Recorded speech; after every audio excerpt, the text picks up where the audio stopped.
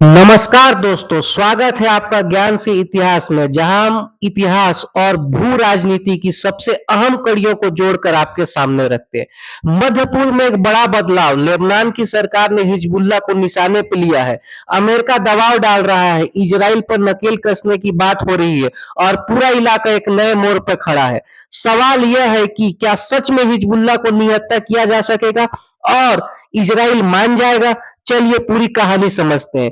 Lebanon की सरकार का फैसला, हाल ही में लेबनान की कैबिनेट ने एक फेज डिसआर्मामेंट प्लान पास किया है। मतलब साल के अंत तक हिजबुल्लाह और बाकी मिलिटेंट ग्रुप्स को धीरे धीरे हथियार डालने होंगे।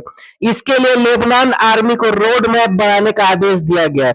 अमेरिका का रोल, अमेरिका दूत टॉम बैरेक ने कहा, अब जब लेबनान पहला कदम उठा रहा है तो इजराइल को भी पीछे हटना चाहिए। अमेरिका चाहता है कि इजराइल अपनी फौज दक्षिणी लेबनान से हटाए और हमले रोके। साथ ही एक आर्थिक पुनर्निर्माण योजना भी तैयार किया जा रही है ताकि 2024 की जंग में हुए लगभग 11 बिलियन डॉलर के नुकसान की भरपाई हो सके।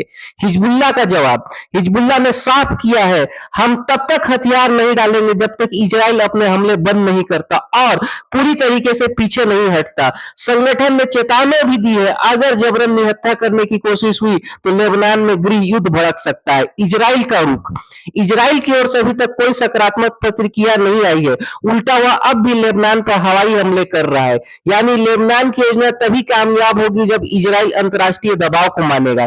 ईरान और बाहरी दखल, लेबनान के राष्ट्रपति जोसेफ ओवान ने ईरान को चेतावनी दी कि हिजबुल्लाह के मामले बाहरी हस्तक्षेप बर्दाश्त नहीं होगा। यानी पहली बार लेबनान सरकार खुलकर राज्य की संप्रभुता पर जोर दे रही है। दोस्तों, ये कदम लेबनान की संप्रभुता को मजबूत करने की कोशिश है, लेकिन हकीकत यह है कि हिजबुल्लाह ईरान के एक्सिस ऑफ रेजिस्टेंस का सबसे मजबूत हिस्सा है।